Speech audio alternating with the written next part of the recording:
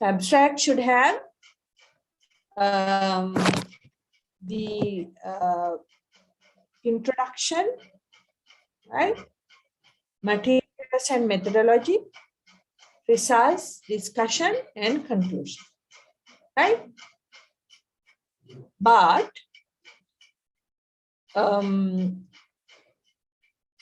I would not encourage my students to write an introductory sentence in the abstract.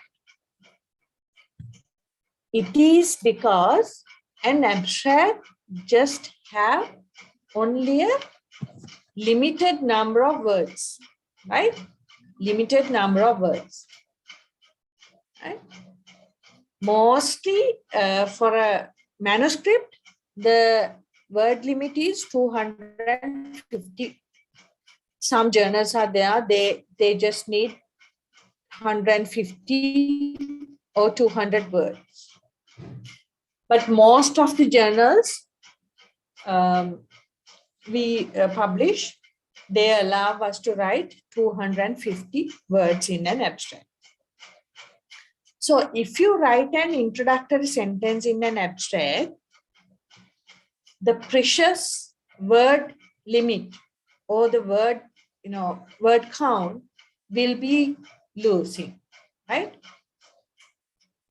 So my encouragement for the students is to start the abstract using your objective, right? Using the objectives of your manuscript, of your research, start the abstract. If you go through standard articles which have been published in the high quality journals, you will see the same way. Start the abstract from the objectives, right? So the abstract should state the principal objectives and the scope of the investigation, right? So the very first sentence you write in the abstract is the objectives and the scope, right? The second most important thing is the methodology description. You should describe the methodology very briefly, right? Not very elaborated manner, but very briefly in 2 or 3 sentences. 2 or 3 sentences, right? Then you are summarizing the results.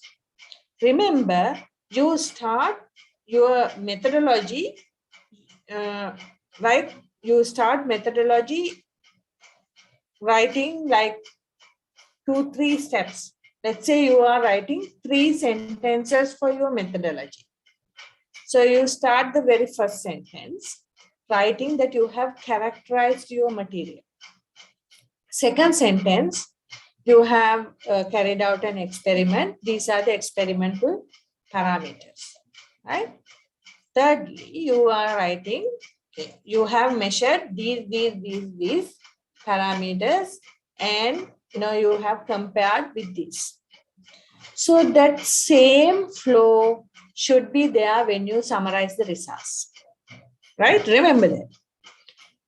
So here in the abstract, you don't put all what you did in the methodology. No, most important results you are summarizing. So most important methodologies align with those results you are putting in the abstract, right? So methodology, most important results, methodology, right? So then you are summarizing in the same way in the results, the most important results you are summarizing.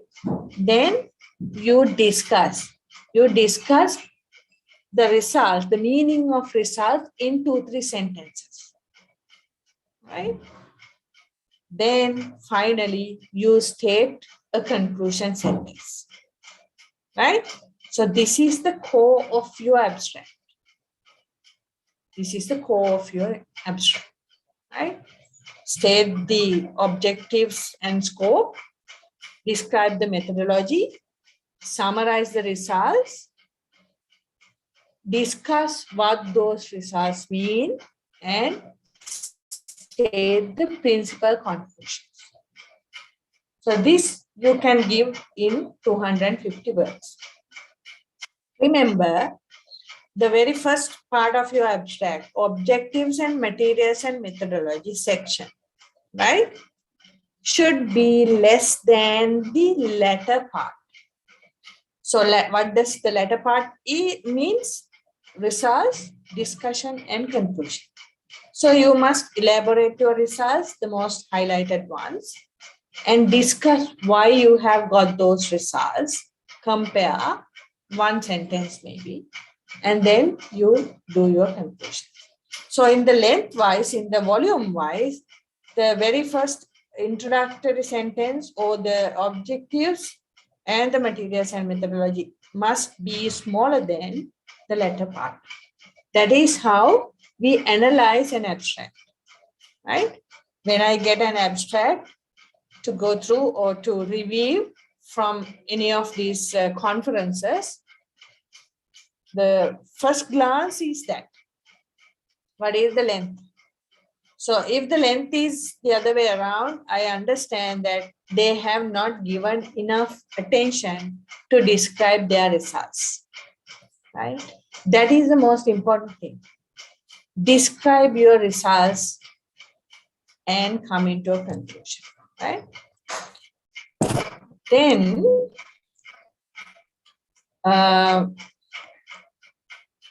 so abstract is self-contained. As I explained yesterday, the figures, the tables are self-contained. Abstract is the same.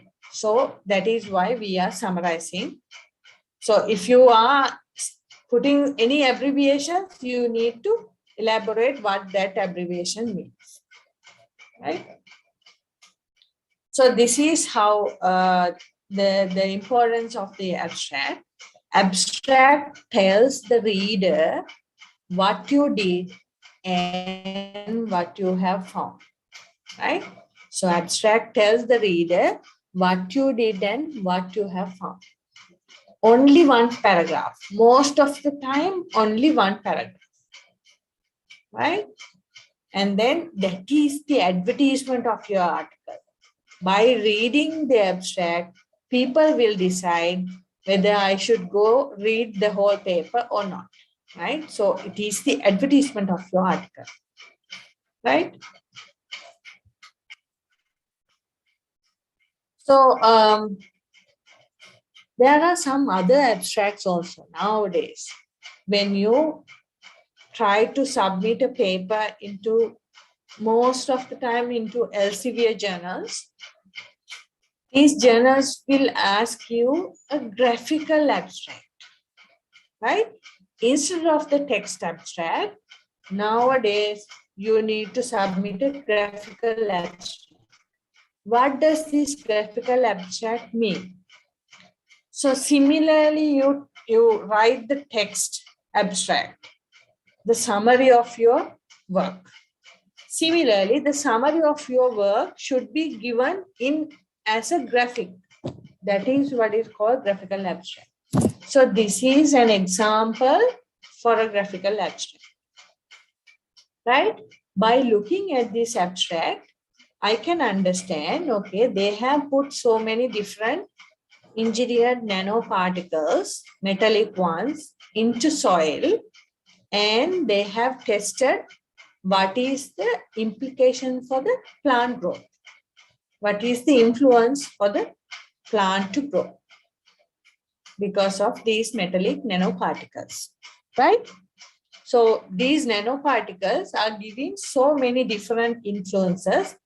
They are stimulating things, the root elongation happens, seed germination increases, maybe decrease, scavenging activity would be there, antioxidant activity. So those are the different things. So this is how you are producing a graphical abstract for a manuscript, right? This is one such graphical abstract. that we have made for one of our publications.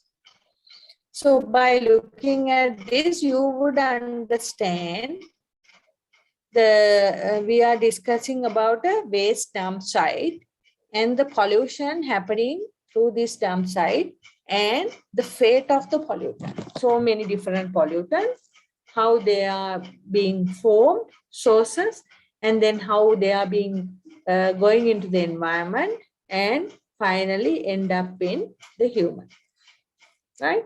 So these types of graphical abstracts will be very important in the future, even at now. These graphical abstracts are mandatory for some journals. So this is also one such example for a graphical abstract. So they have used their paper is regarding the smartphones, how the smartphone motion with you, right, will give information on what is happening, right? So these kind of things nowadays you can see in your phone, in your smartphone. It gives how many steps you have walked, right? How many steps you have gone through, you have taken in a particular day, right? So those are being, found out by the motion. So this is such an example for a graphical abstract. This is another graphical abstract from one of our papers published.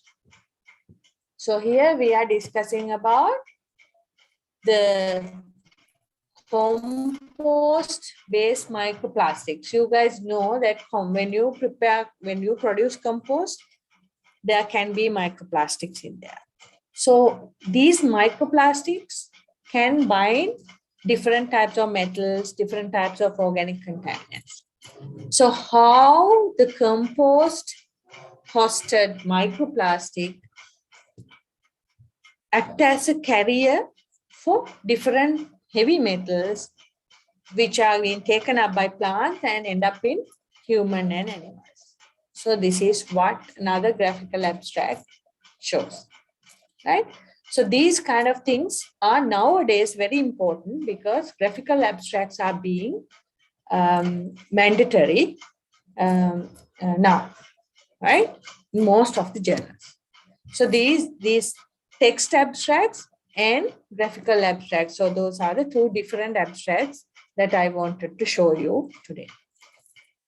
Then let's move into keywords, right? After the abstract, you are finding keywords, right? Why do we need keywords? We need keywords because keywords act as a source for search, right? When we need to find out some article, we are thinking of, okay, we will type this word and see. Maybe these two words and see. So you type 2 words and see in the Google. So those are the keywords. Right? So when you write keywords for your paper, for your manuscript, you have to be very careful. Why? These keywords are going into the search index, right? And you need to write keywords which thinking that people will search from these keywords. So if they search from these keywords, your paper will appear. If your paper appears, they would go through, they will find out, oh, this is very important, interesting, and they will cite in their paper, right? So that is why keyword is very important. So you need to write keywords not too general, not too specific, right? So the best way for you to understand how to write keywords is when you go through literature review, when you read a lot of papers, you will see what are their keywords. So you can use the similar kind of keywords, right? So that is the effective approach, right? And you can think of the keywords that you were searching in the Google, right?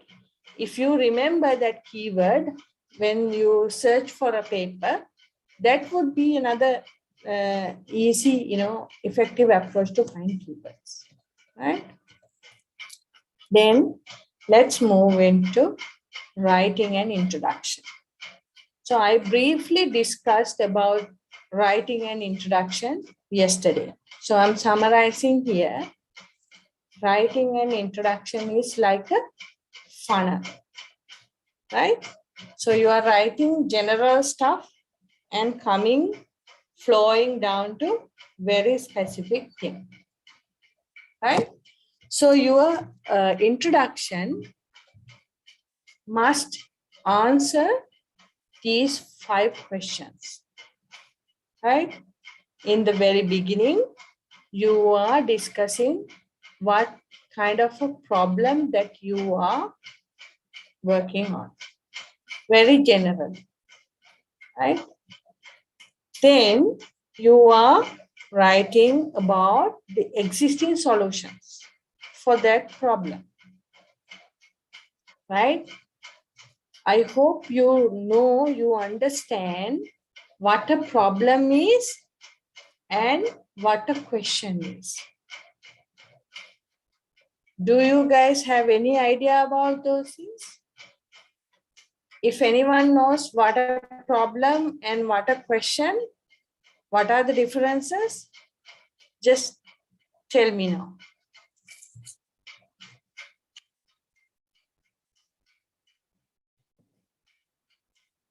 Anyone knows that?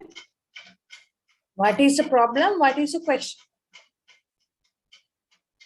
You guys know because you have written answers for many papers, right? Many examinations you have written answers, right? So you have got these things in your examination, but you haven't thought of, right? When you say it is a question, what do you have? What do you write? You write answers.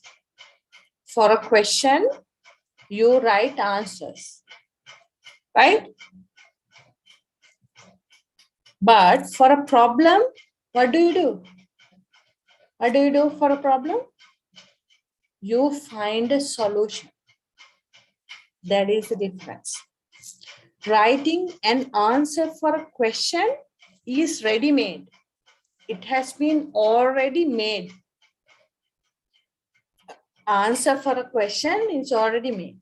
You know that have been, you have been taught, you have been finding it from a paper, from a book, that question answers given, right?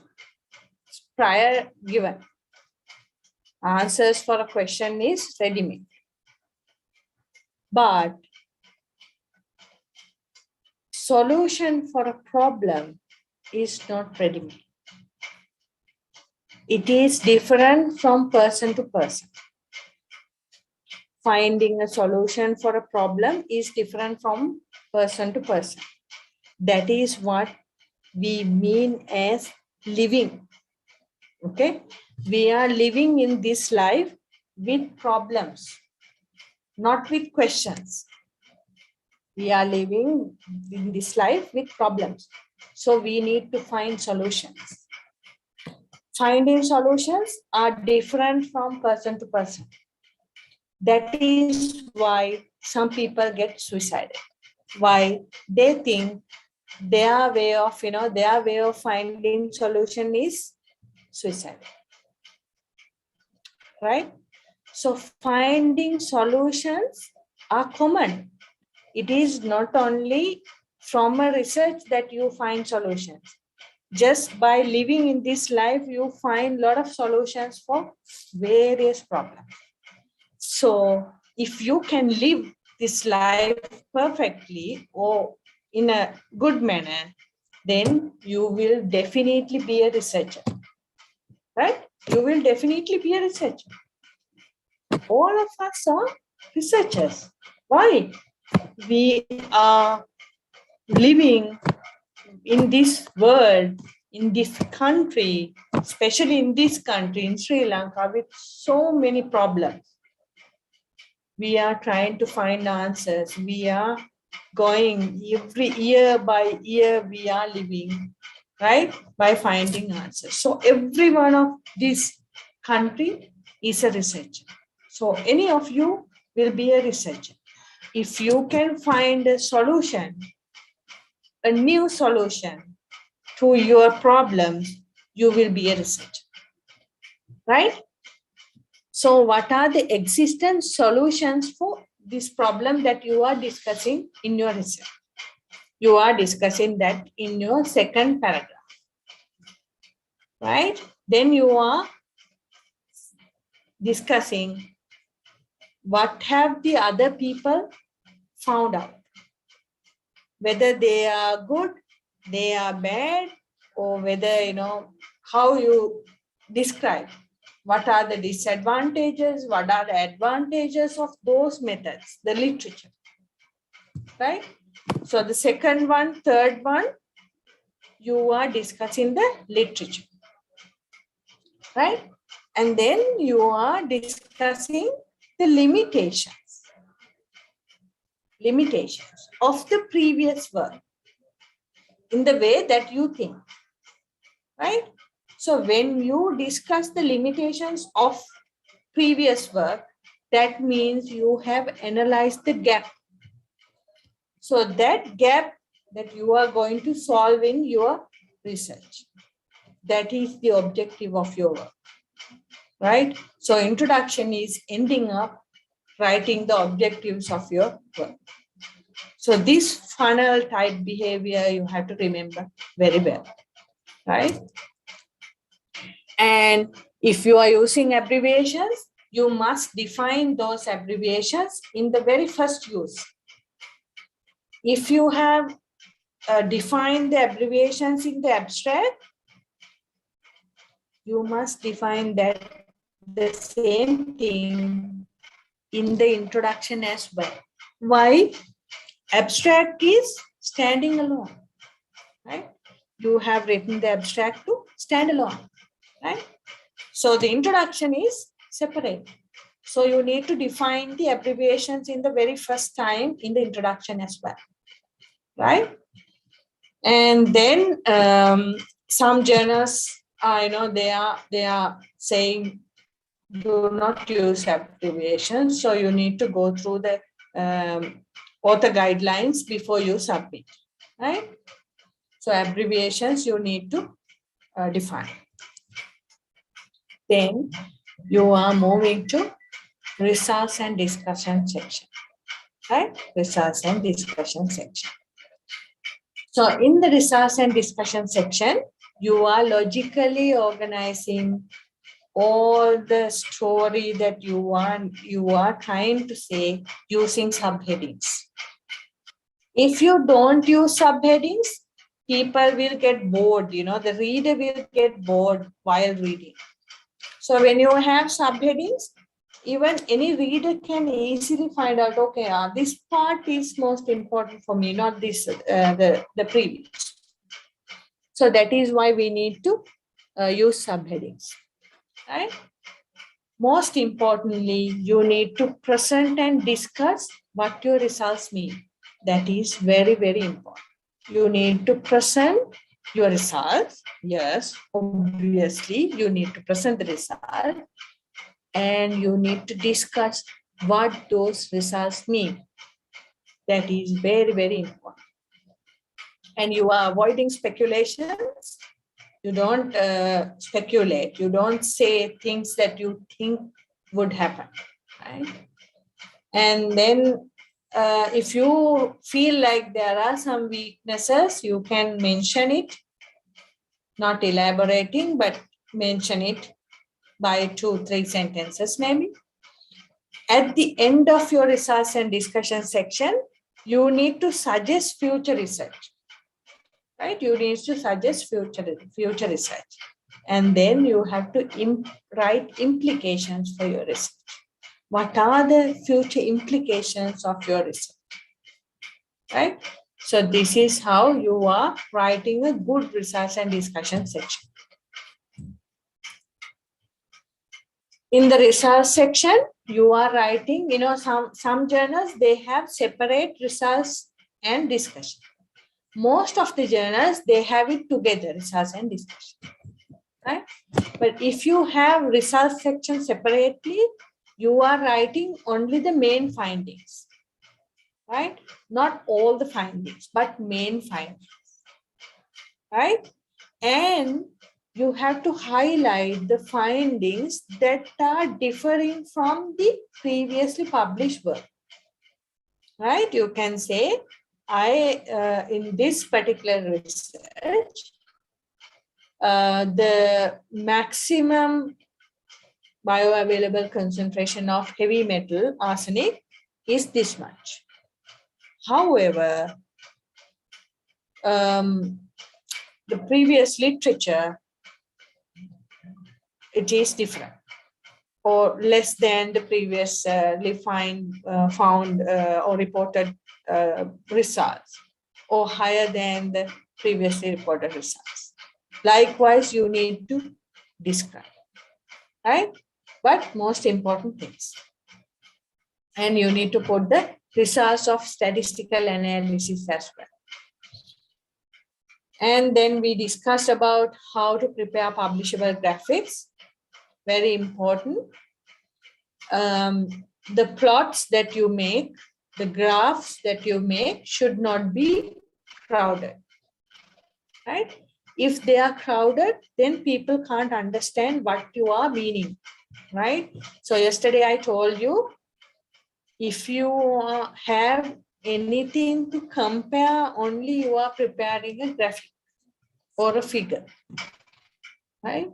If you have raw data to report, then you have a table, right? So in a graphic, in a figure, if you are putting a picture, photograph, then you need to have a scale, right? You need to put a scale because people would not understand what you are showing otherwise, right? And then text in photos and figures, you have to have a good font style, font size. And remember, each and every plot or figure that you are having in your paper, let's say you have 5 figures, try to use the same font, same style, and same font size for all these 5 figures. That is important. The consistency of your writing is very important, right? And if you are using colors, colors must be visible and distinguishable. Remember that these manuscripts most of the time will be printed in grayscale or black and white. So when you use colors, try to use colors with some other indication to show that, if it is published in black and white, the reader must be able to distinguish, right? So this we discussed yesterday. Figures and tables should speak for itself, right? Spend time on refining your figures. It's very important. Don't hurry up, don't speed up. Try to spend time. Pay attention to details. Details are the important, right? So you can include clear symbols. You must avoid boring tables, long tables, right? Data in a figure or a table should not repeat in the text. That is very important. You are putting a table, you are putting a graph, and you can't discuss these data in detail in your text. Highlight only the most important things. Maybe you can, you will have maybe like the average in your table. right? Data average in your table. Like, if you consider plant heights, maybe you have 5 plants, so you average and you put it into the table. But in the text, you are giving the range of the data, right? So you are not giving the same average in the text. Don't do that, okay? So these are some of the figures that we have made in our publications. You can clearly see, these figure captions are long, right? Figure captions are long. So you have given all the information so that this figure alone can stand, right? Tables the same. Remember, tables should be professionally made when you are putting them into your manuscript. So in most of the professional tables, you don't have all these row, borders and column borders, right? Only 3 border lines you have. The very first border lines, top and bottom for the very first row and the last row. Remember that. So this is how a professional table looks like, right? Then we are coming into the conclusions. Right? In the conclusions, you are presenting the global and specific conclusion. You are not writing all what you have found.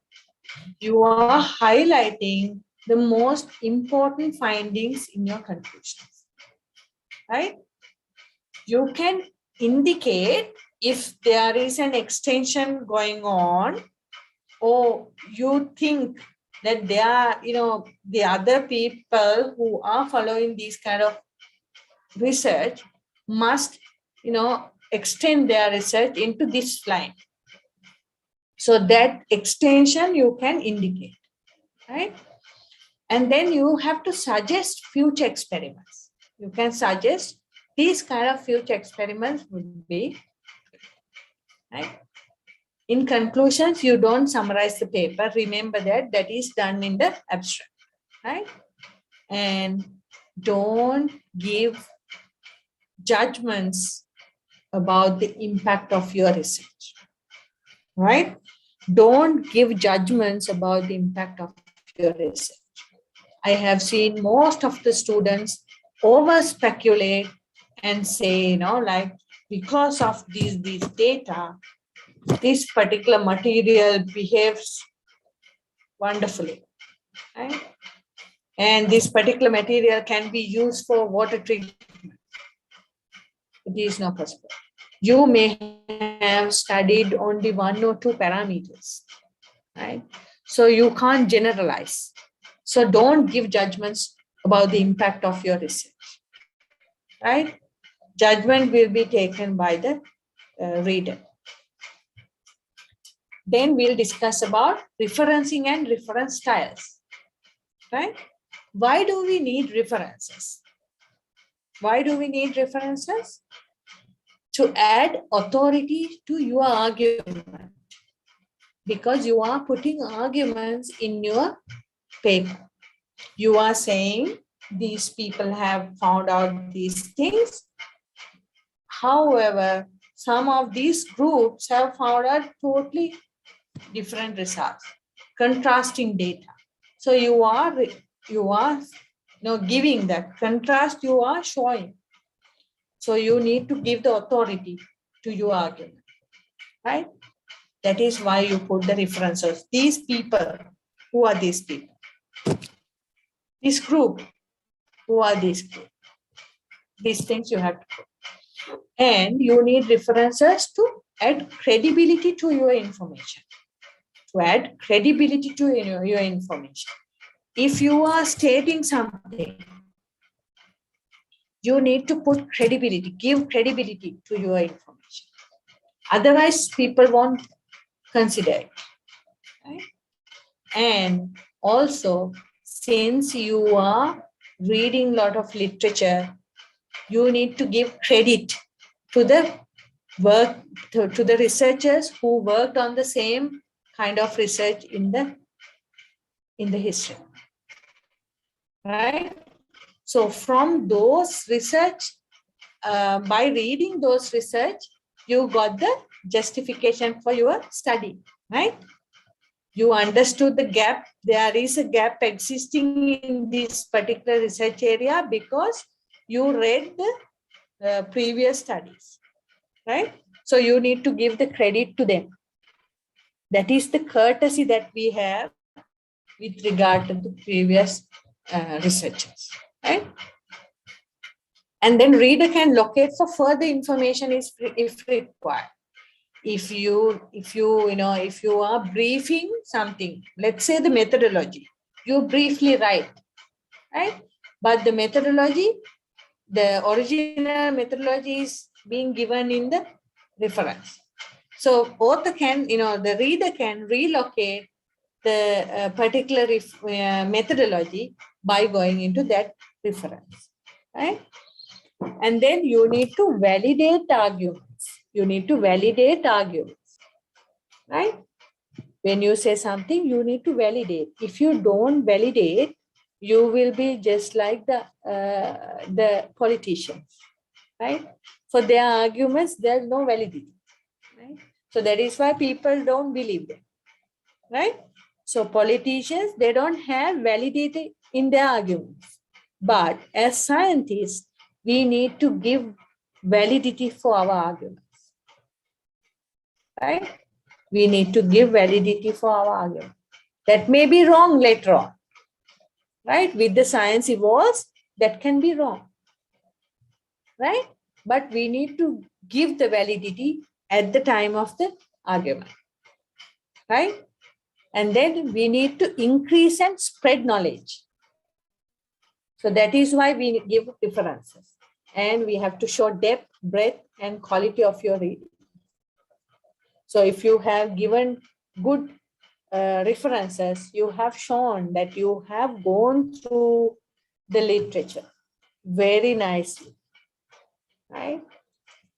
Remember this. If you are writing a manuscript, try to cite most recent references.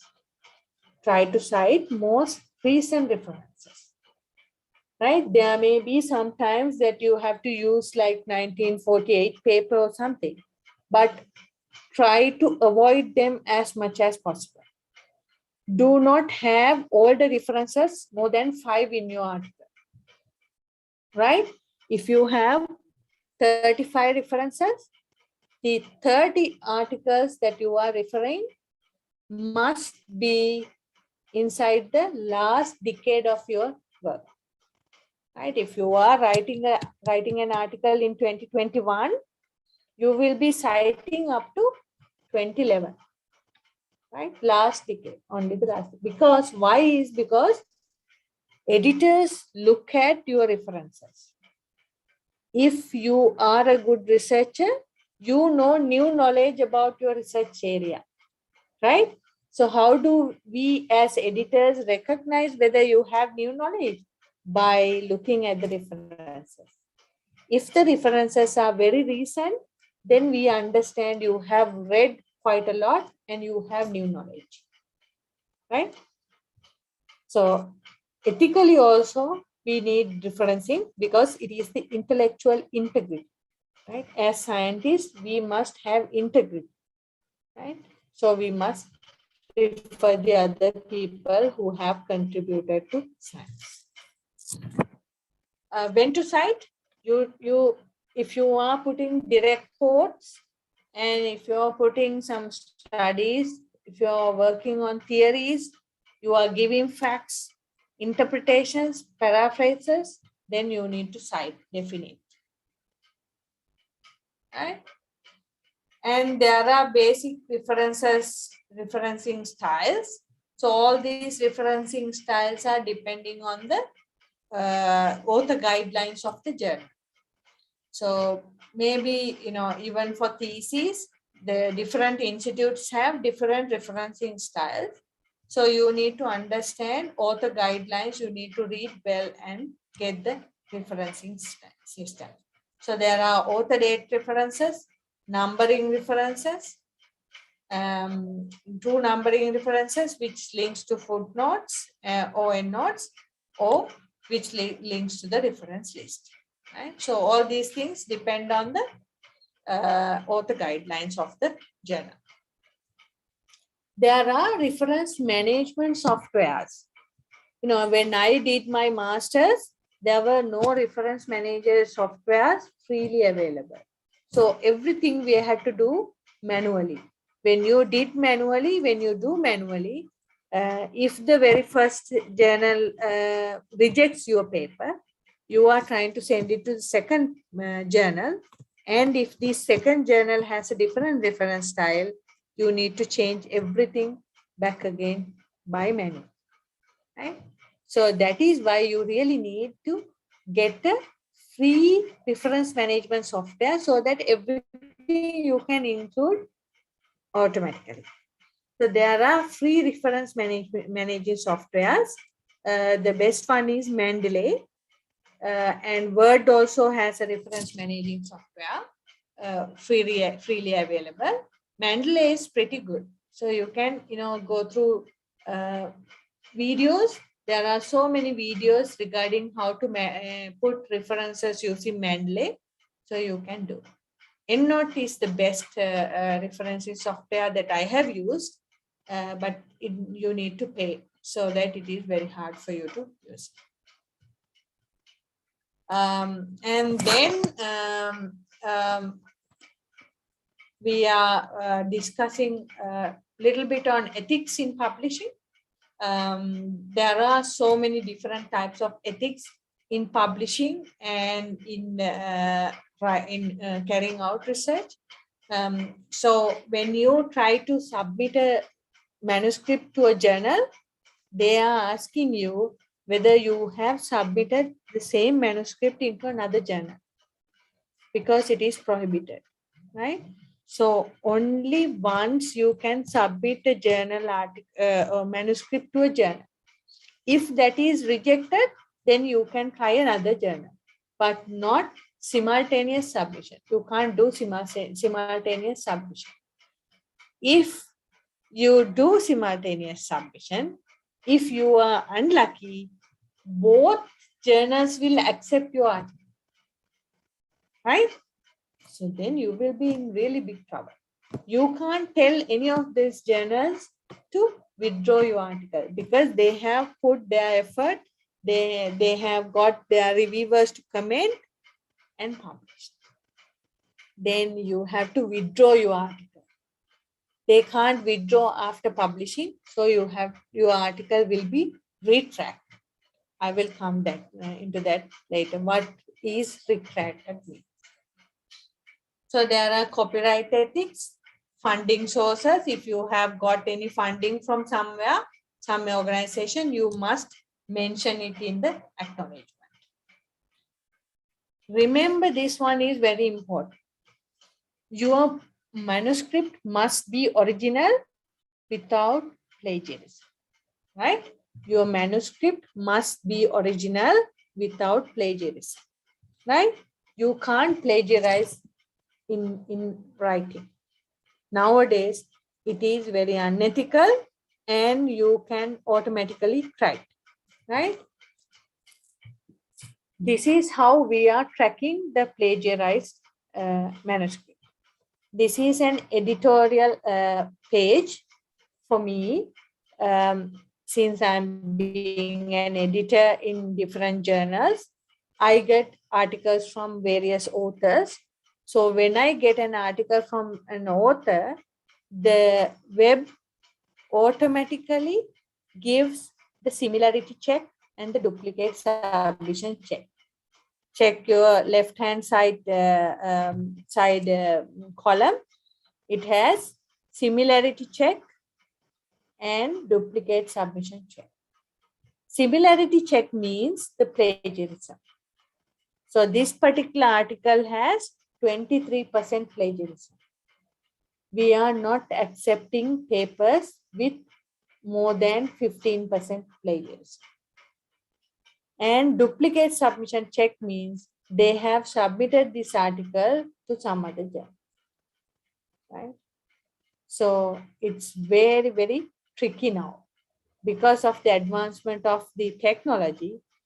These things are seen quite easily, right? So if the similarity is high, your article, your manuscript is being rejected, right? Remember that. So this is the duplicate submission check result. So I can see, the article title similarity, how many percentage of this particular article tallies with the already published article. Abstract similarity.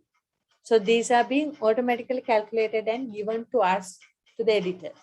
So we understand the quality of your manuscript. This is the similarity index report. This is what I call plagiarism detector.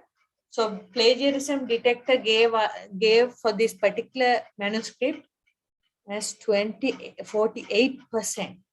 That means very close to 50% is being plagiarized. So it's automatically, right away rejected. Right away rejected. So in this, different colors means the left-hand side, you can see different publications,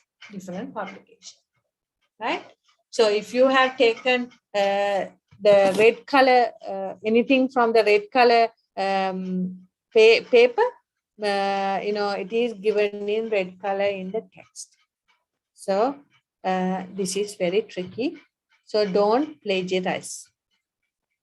And you can do figure manipulation as well. If you do figure manipulation, sometimes some types of figure manipulations is accepted as ethical. What are those? You can change the brightness, you can change the contrast, you can change the color balance, right? These kind of things you can do to make the photos make more visible. But you have to mention whatever the changes that you have made in the figure caption, right? And you can't simply do anything, like you can't enhance, you can obscure, you can't move any data point, you can't remove any data point, and you can't introduce any data point or any figure or any picture or anything, right? So the yellow part you can't do ever.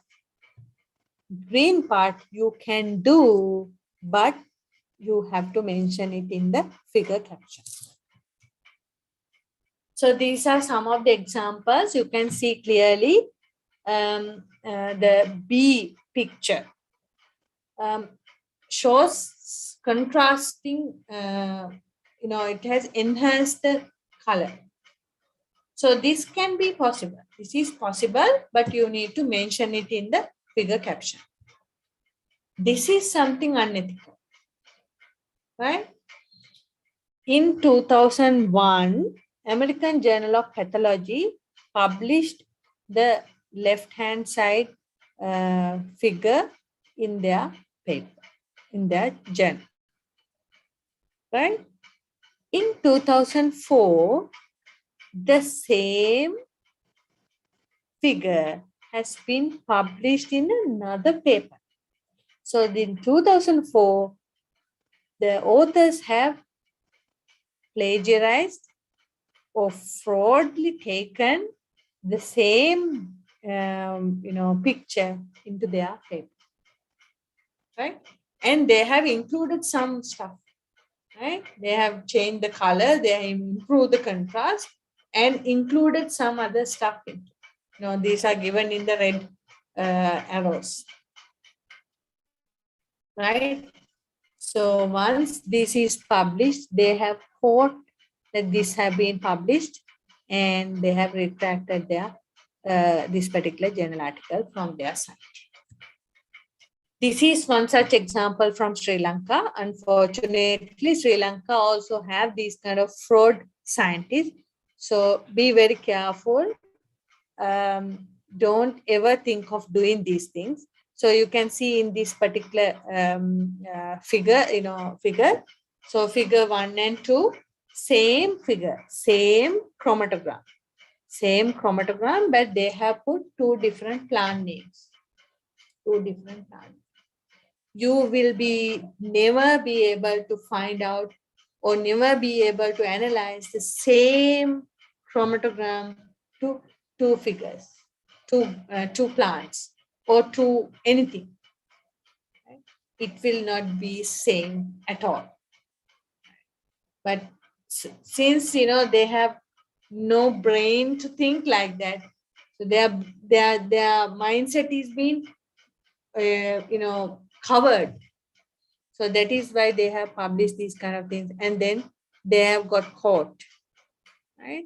When they are got caught, if you have done some fraud, if the journal realizes that you have done that fraud, then the journal publishes your article with this retraction notice given in this red box. It says, Journal of Chemistry has retracted this article, the article title, right? Why? The high performance liquid chromatography, HPLC, and microbiological data were questioned. They have asked for raw data, and the authors have told that they don't have the raw data, so that the underlying data is not available. So that means it is a fraud, right? So these kind of things, never think of doing. You will ruin your whole lifetime, whole your life career, the research career you will be ruining by doing these kind of things. So when you do some fraud, when they are being exposed, you will be in trouble. So this is another retracted article for similar set of authors in Sri Lanka. So these kind of things will give a black mark to the country, right? Black mark to the institute. So never think of doing these kind of things. When you have your paper retracted, this is how it looks like in the web. Your journal article will not be taken out from the web. It will be in the web, but with a retraction notice across your article. So everyone will know, right? And these are some of the examples I will show you. The left one is a German minister. They are not like Sri Lankan ministers, okay? German ministers, they have PhDs, right? Sri Lankan ministers, you know what do they have, right? So German minister who had a doctorate, right? He had a doctorate and he has published several papers. And after publication, the journal realized that these publications are plagiarized. So they complained to the university that he was awarded his PhD with. And what did they do? The university took off his PhD. Right? So these kind of examples are there in the web. You can search fraud research, you will get thousands of these kind of issues, but they have lost their career, right? And the second one, the Nature investigation. You know the journal Nature, the most prestigious journal in the world for science. So journal Nature carried out an investigation on a Danish neuroscientist. This lady was very young. She had so many grants because she was, very talented in the wrong way.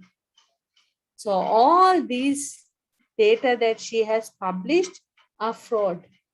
So Nature journal carried out an investigation on her and then asked the University of Copenhagen to investigate on her. Then University of Copenhagen carried out an investigation. This lady was very rich. She had so many grants, millions of dollars of grants. And the investigation, from the investigation, they found out she has done fraud research. She has cooked data. What do you mean by cooked data? You have not manipulated, you have cooked data. You have put data by your mind. Then she lost the job. She lost the professorship. Now this lady is working as a grocery, working in a grocery as a, grocery, not a grocery keeper, but assisting the grocery, right? So this is what people, what are the examples from the literature regarding fraud research, right? So I will give you 10 simple tips for you to write nicely.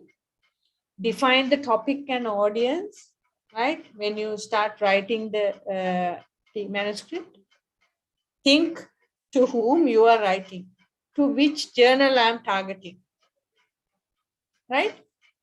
And then search and research literature. You have to read and reread the literature. Take notes while reading. I told you yesterday, when you read, try to have an Excel sheet and incorporate the data, right? That will be very easy for you to when you start writing an article. Choose the type of article that you wish to write, whether it is a review article or whether it is a research article. And then if it is a review, keep it focused, right? Be critical, but be consistent. You have to be critical. You have to say, you have to compare data from the previous literature. You have to compare, but you need to be consistent. You should not, I told you, like you have to write the same font size, same style, right? Be consistent. Find a logical structure. Your paper should be logically organized. And then practice these ethics, right? You should not, I told you regarding authorship ethics yesterday, and the figure, other types of plagiarism type of ethics, practice them well, right? You can include your own research as citations, but be objective and do not include all these things. Right? Then you are being considered as a self-citing researcher, right? So you are citing your own research too much, then you are a self-citing researcher. Right? Be up to date. So you have to cite most recent references. That will also give you a positive mark when your paper is being evaluated. So these are the things that I wanted to show you today to encourage you to write. So these are the bit of tips for you to improve writing. So I think this will help you to write well. So what I did for my writing was, when I read a lot of papers, I got the structure, I got their style of writing. So that is how I managed to, manage to get a good sense in writing, right? So this is the tips that these are the tips that I wanted to give you with regard to scientific writing. So if you have any questions, we can discuss now.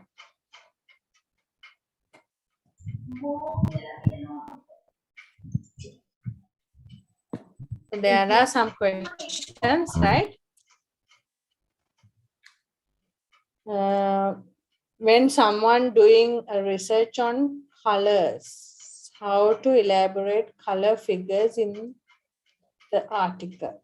Can we use color figures? Yeah, of course you can use color figures because nowadays most of these research articles are published on in an online version. So online version, definitely the color figures will be there without any cost. Only the printed version, if you want to have color figures, then you need to pay some money. The online versions, I am putting color figures for online versions, and they are being black and white in the printed version. So it is possible. If you can please find the feasibility to make these slides available to the participants. Yeah, I can send you the slides, no issue. I can send it to Helene. So Helene, if you have the emails of the participants, you can forward. Okay. When we are writing a review article, as we are reviewing others' work, do we need write materials and methodology? No, not at all. In a review article, you don't write materials and methodology. Instead of that, you write a content page. You can, if you go through few review articles, you would understand how to prepare the content page for review article, right? If you want me to do a lecture on review articles, we can do it later on in another day, right? So I can tell you how to prepare a review article content page and go ahead. So you don't need to write a materials and methodology, unless if you are not doing a meta-analysis. If you do meta-analysis kind of statistical reviews, there are different types of reviews. So many different types of reviews are there. So if you do a statistical review article, then your statistical methodology should be there.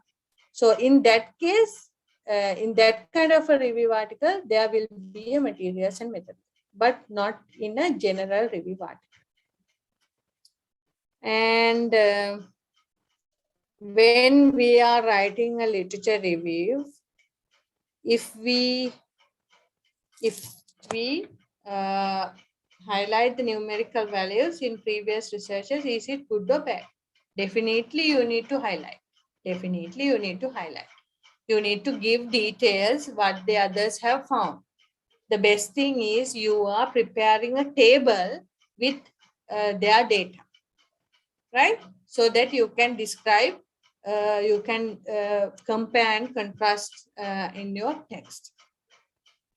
Should the literature review included in the introduction, or should it be added separately? If you are writing a research paper, research article, then the literature review is inside the introduction, right? I told you the segments of the questions that you are answering in the introduction. So the literature review is inside the introduction. Second, third paragraph of the introduction, you have the literature review inside. How to avoid plagiarism when taking ideas from previous research papers. It's very easy. You take the idea, you write by yourself, right? You write by yourself. You can take the idea. You just read the sentence, and then you understand what they are doing, what they are saying, and then you write by yourself. That is the way you avoid plagiarism. You can do paraphrasing. Paraphrasing is something that you get you copy paste their sentence, and then you change the sentence in a manner that you feel like you are getting the same idea. But even paraphrasing, sometimes the good quality plagiarism softwares, they are detecting. So paraphrasing won't work now. That is why you need to write by yourself. Okay, write by yourself. What are the points to be covered when writing the conclusion in a review article? Very important question. Very important question. Right? When you write a review article, normally I don't provide a conclusion unless the journal asks me. Right? because there's nothing for you to conclude when you write a review article, in my opinion. But if the journal asks me to write a conclusion only, I will write.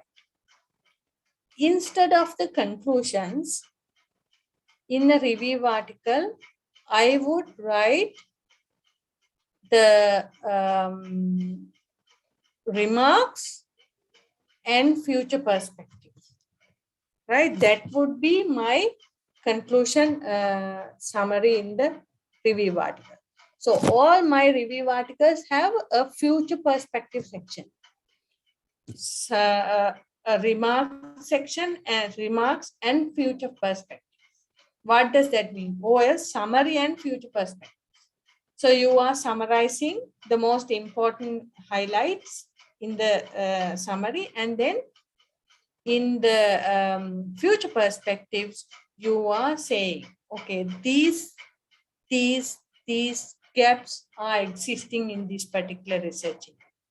So that will be very helpful for the future research, right? Because when you read through, you are writing different sections in the review article, right? Each of these sections, you will find out, okay, these things no one has done. These things they have done, but still there are some mismatch. There are some, no conclusions. So you are saying these particular areas you need to study, you need to research more, right? So conclusions you can avoid, but you need to write a future perspective section.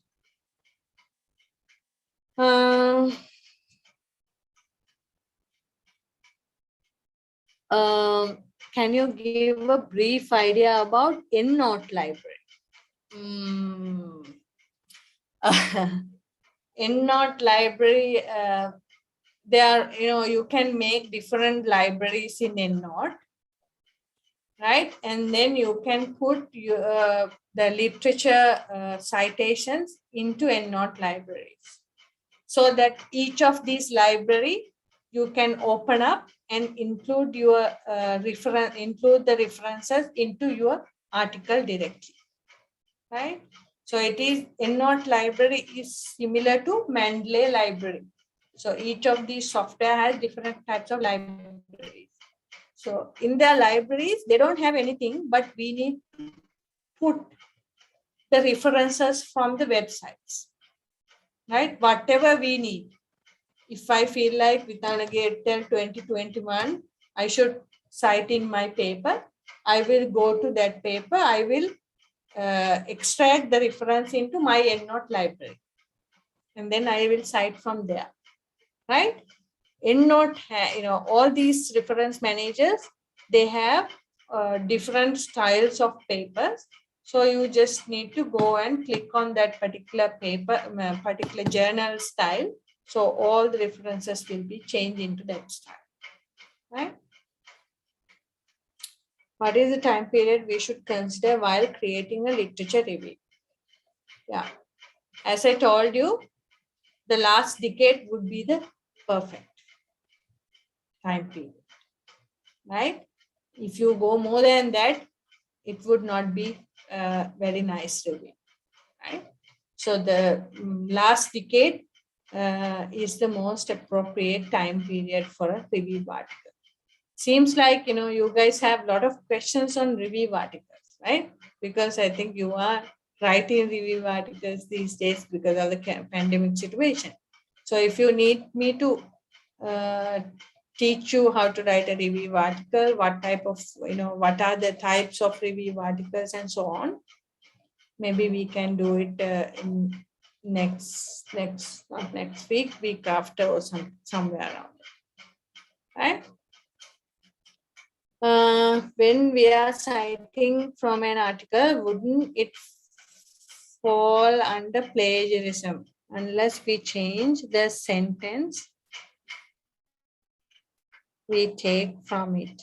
Or is it okay for us to take the entire sentence? And no, you can't take entire sentence, or you can't take part of the sentence, right? So that will be called as plagiarism. So best thing is you take the idea and write by yourself, right? So if you take the, the sentence and copy paste it, even half of the sentence, copy paste it, even 3 words of the sentence, copy paste it, it will detect in the plagiarism software, right? So you can't plagiarize at all. Don't plagiarize. Don't get used to it. It is not good. Don't get used to it. You copy paste the sentence, and by looking at the sentence, you write your own sentence. That is the most easiest way. Don't go for shortcuts. That's not nice. It is not, you will not be successful in that manner, right? So don't do that. Can you explain the difference between thesis and research article again? And also, is there any standard referencing style for a research article? Yeah. Thesis, as I told you yesterday, thesis is more elaborated. You are describing almost all the details that you carried out, right? So thesis is more than 75 pages. But a research article is like 30 pages, very briefly written. Only the most important things are being included. And in a thesis, you might have different studies, right? So this, like, if it is a PhD thesis, definitely PhD thesis will have 3 different studies, right? So these 3 different studies come from 3 different objectives. So each of these objectives will have a separate paper, right? So you can imagine, right? So your thesis will have 3 different objectives, the PhD thesis, and then you have done separate experiments for these 3 different objectives. So your thesis is 300 pages, right? And your manuscript will be 100 pages, likewise, right? There is no standard referencing style for a research article. All depends on the author guidelines given in the journal that you are selecting, or the guidelines of the institute that you are selecting it to be published.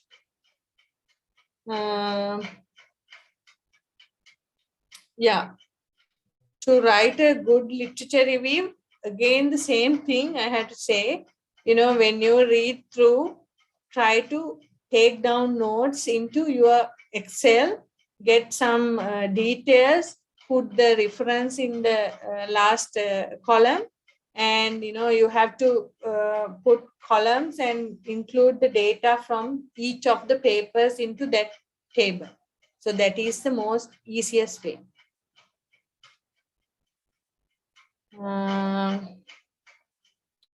Yeah, I can conduct a seminar on review articles. It is fine. So that's all, I think. When you enter summary or literature review about a topic, it's okay to write by comparing, contrasting. Yeah, comparing, contrasting should be there. That is what we called as positive criticism in a paper. So if you have positive criticism in a paper, your paper will be remarkably good. So it will be considered well by the editors or by the reviewers. So positive criticism should be there.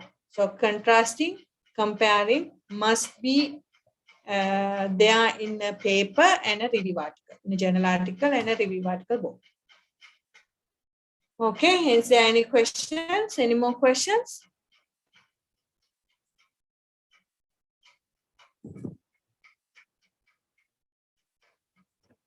No, right. Helene, if you want to organize another session on writing review articles, we can do probably not next week, week after me. Okay, madam. Okay. I'll contact you, madam, later for that session. All right. Okay. Are there any questions from the audience? Furthermore questions?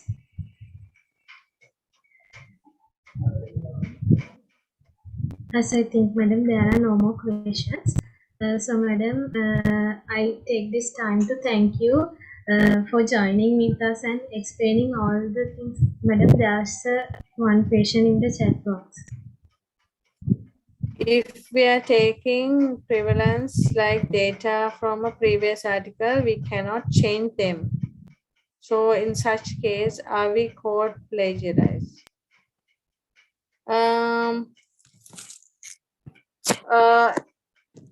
No, I mean, if you are taking data from a previous article, you must state that these data are from this particular article.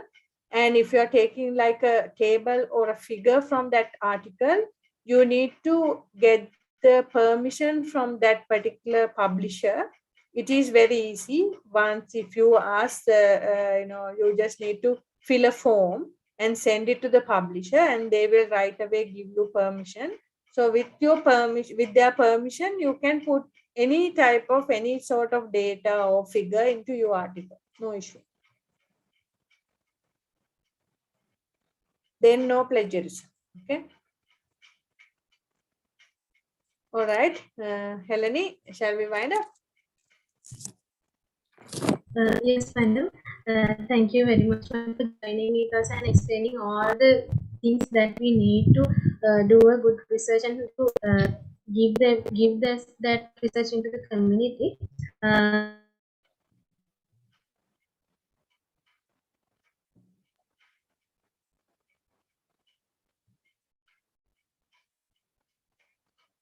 Studies with us. Am I audible to you? Yeah. Yeah. And also, I take this chance to thank for the organizing committee, which is the Lions Club of the Colombo New Century and the Leo Club of